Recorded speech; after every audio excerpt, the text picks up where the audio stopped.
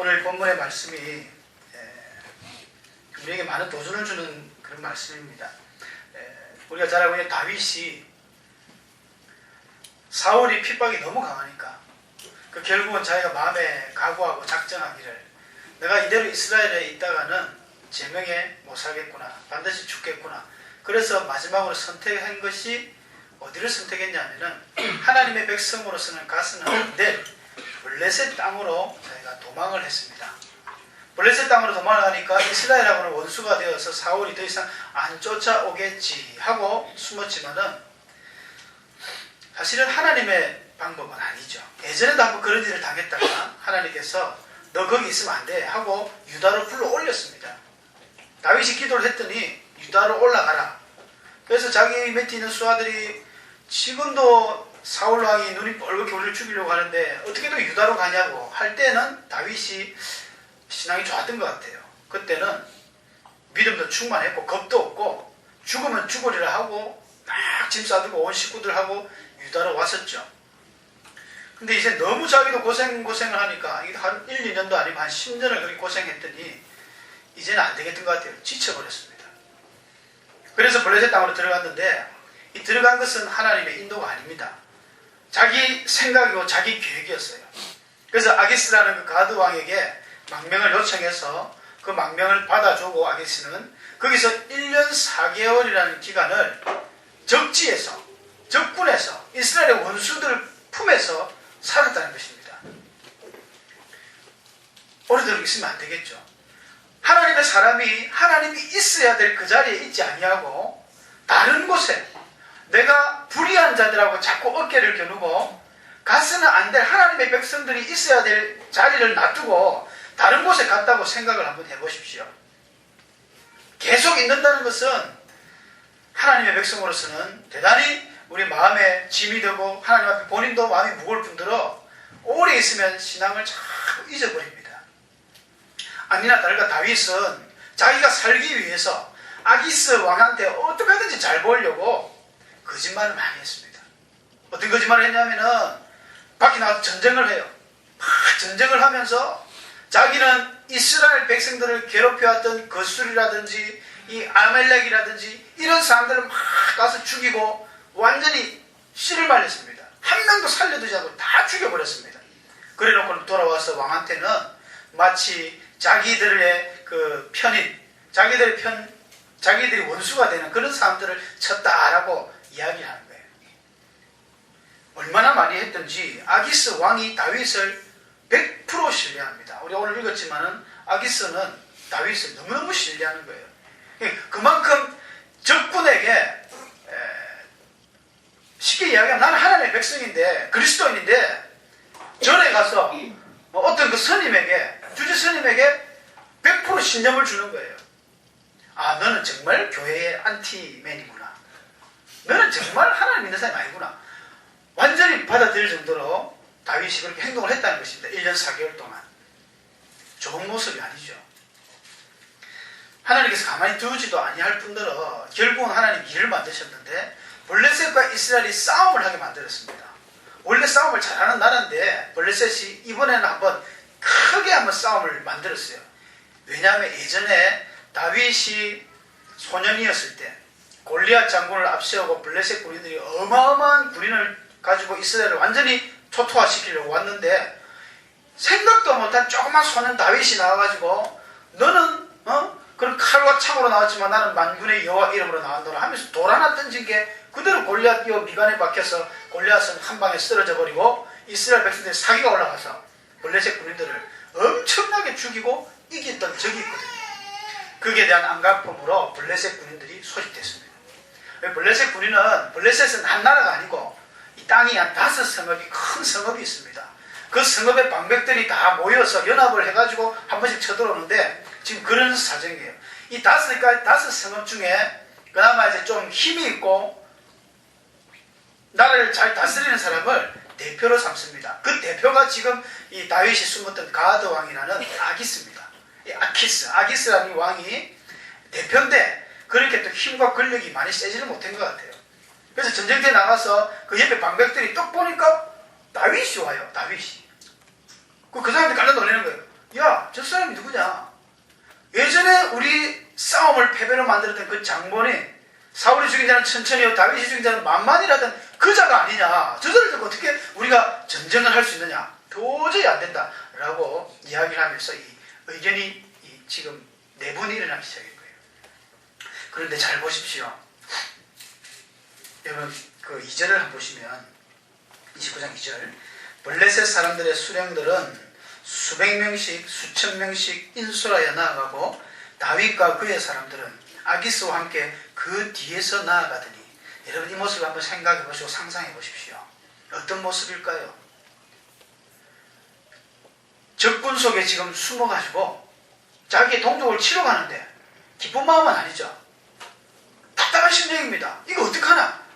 고민하면서도 불의한 자들하고 함께 같이 지금 어깨를 나란히 하면서 가고 있는 거예요. 얼마나 불쌍해 보입니까, 다윗이. 그 성군 다윗이, 그 믿음 좋던 다윗이 마치 나는 예수 믿는 사람 아닌데요 하고 지금 같이 가는, 주님의 수석 제자였던 그 베드로가 예수님이 그 죽어서 그 대제사장한테 잡혀갈 때쯤 멀찍이 따라갔다 했잖아요. 참 마태복음 성경 각 우리 그 공간복음에 다 나오는 이야기지만 재밌습니다. 멀찍이 따라갈 때 추우니까 불을 쬐기 위해서 그 사람들 옹립을 하겠죠. 그 당시에 이슈의 사건은, 야, 예수 저 사단이, 자기들이 예수를 이단으로 가죠. 이단의 예수 저 사단이, 저 마귀가 이제는 죽는다 카드라면서 웅성웅성 이야기 되는 거예요. 그 속에 지금 베드로가 같이 앉아가지고 손째면서 말은 못하고 귀는 열어놓고 어떻게 자기가 예수를 욕할 수 있겠습니까? 그 자리에 지금 같이 낀 게 있는 거예요. 베드로가 있었으면 안 될 자리잖아요. 조그만 여종이, 아, 아저씨, 예수님과 함께 있던 그 사람 아닌가요? 이 여자야, 내가 모르는 말, 나는 모른다. 나는 부인하고 딱 부인했어요. 그리고 저 갔어요.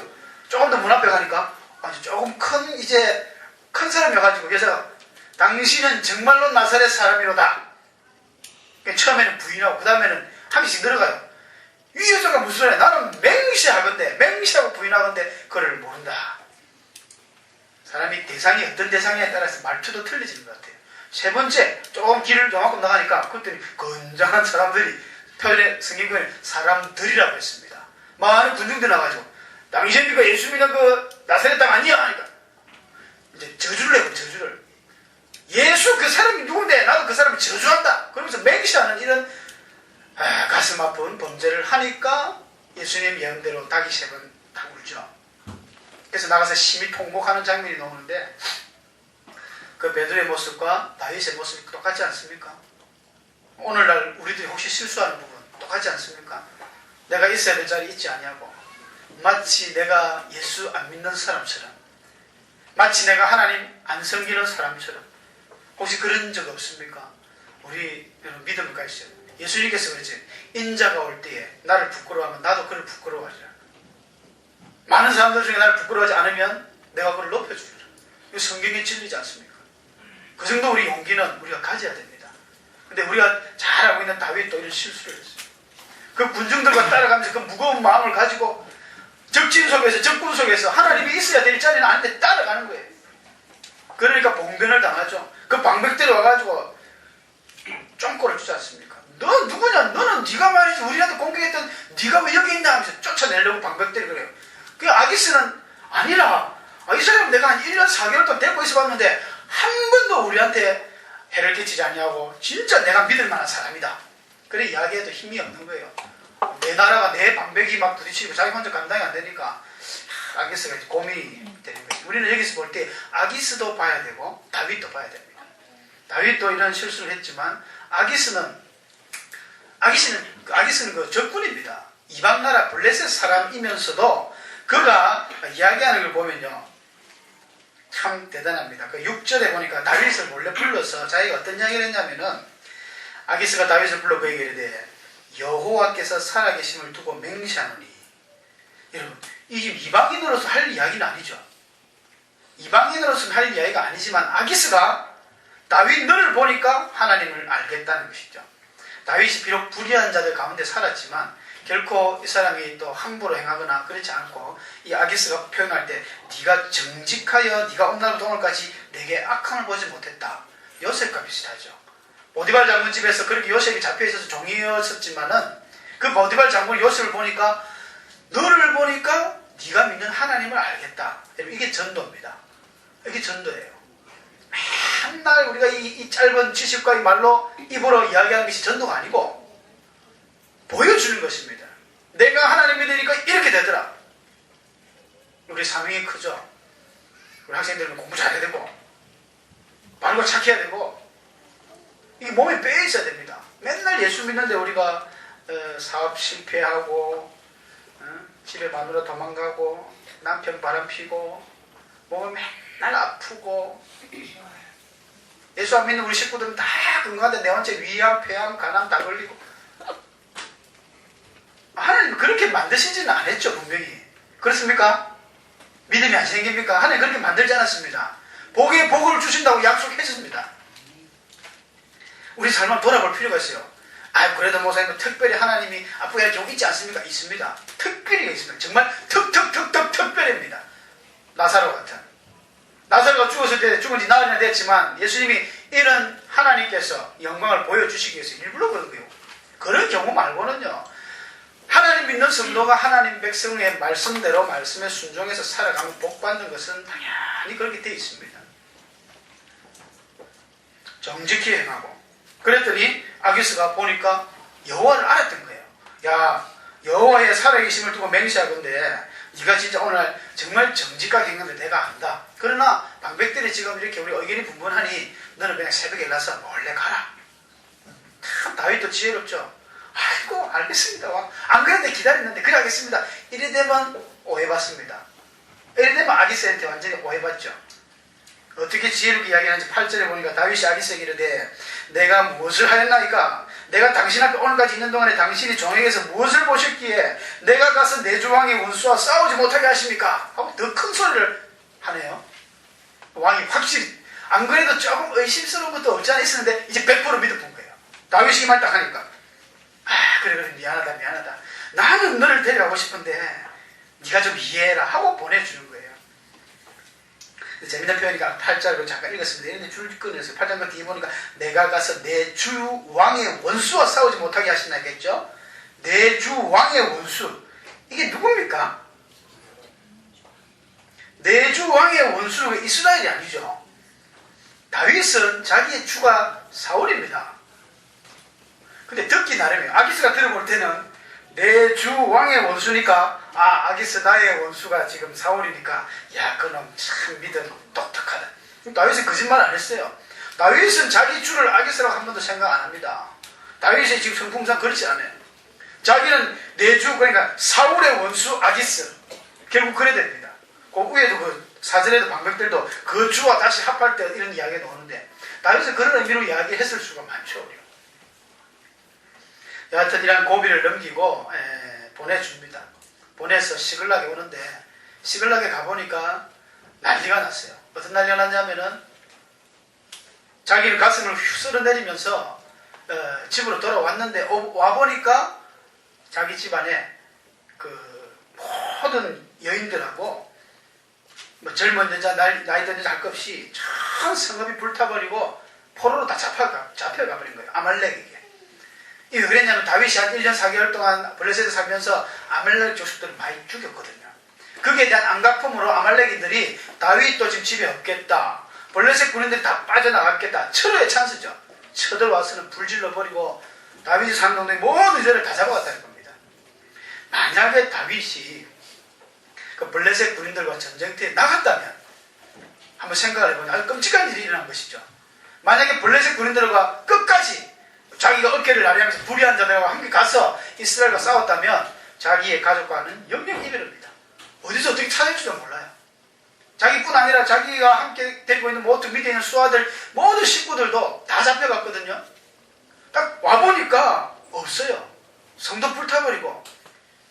그래서 모든 사람들이 막 웁니다. 너무 울고 너무 황당해서 다윗도 울어요. 30장 4절에 보니까 다윗과 그와 함께 백성이 울 기력이 없도록 소리를 높여 울었더니 여러분 다윗도 웁니다. 다윗도 울어요. 그 믿음 좋고 겁없을 것 같은 다윗도 막 웁니다. 식구들이 다 뺏기나니까. 여기서 사람들이 지금 막 분란이 일어나면서 백성들이 다윗에게 불의한 마음을 갖고 우리가 이렇게 고통받는 것은 다윗 때문이다 라고 결론을 내리고 막 다윗을 돌로 쳐 죽이려고 할 그때에 6절에 보니까 백성들의 자녀들 때문에 마음이 슬퍼서 다윗을 돌로 치자 하니 다윗이 크게 다급하였으나 그의 하나님 여호와를 힘입고 용기를 얻었더라. 참 중요한 구절이죠. 우리가 힘입고 용기를 얻는 것은 하나님 외에는 없습니다. 어디나 힘입을 데가 없습니다. 모세도 몇 번이나 백성들에게 돌맞아 죽을 뻔할 때마다 엎드려 기도하여서 하나님의 도움으로 넘어갔었죠. 사랑하는 성도 여러분, 어렵고 힘들 때마다 기도하시기 바랍니다. 엎드려서 하나님의 도움을 얻으시기 바랍니다. 마음이 처참할 때, 마음이 약해질 때, 저도 그럴 때 많습니다. 마음이 약하고 두근두근 두려울 때는요, 여호수아 1장 말씀을 봅니다. 두려워 말라. 내가 네게 명하시는 것이 아니냐. 너는 마음을 강하게 하라. 지극히 담대히 하라. 내가 네게 명하였다. 모세와 함께한 것처럼 너와 함께 하겠다. 모세는 더 위대하게 하겠다. 내가 너와 함께한다. 이 율법책을 떠나지 말고 너는 그것만 주야로 묵상하여 지켜라. 그리하면 내가 네 길을 인도하리라. 얼마나 위로가 되는지 모릅니다. 힘들 때마다 그 말씀 쫙 읽어봐요. 1년 쪽쪽 막 할 수 있다, 할 수 있다, 할 수 있다. 이 마음이 막 생깁니다. 다윗이 이 어려운 가운데 하나님을 의지하고 용기를 내어서 이제 결국은 다시 군인을 소집해서 쫓아가서 아말렉에 잡혀갔던 모든 식구들을 찾아오는 광경이 이 30장 내용입니다. 사랑하는 성도 여러분, 우리가 인생을 살아갈 때 우리의 실수로 말미암아 다가오는 그런 열매들이 있습니다. 결과가 있습니다. 물론 우리가 실수 안 해도 하나님의 섭리 가운데 어떤 그런 어려움도 있지만 보통 어려움은 내가 문제죠. 나의 거짓말이 거짓말하고 거짓이 또 거짓을 하고 그것을 말미암아 자기가 올무가 되어가지고 힘든 경우가 많아요.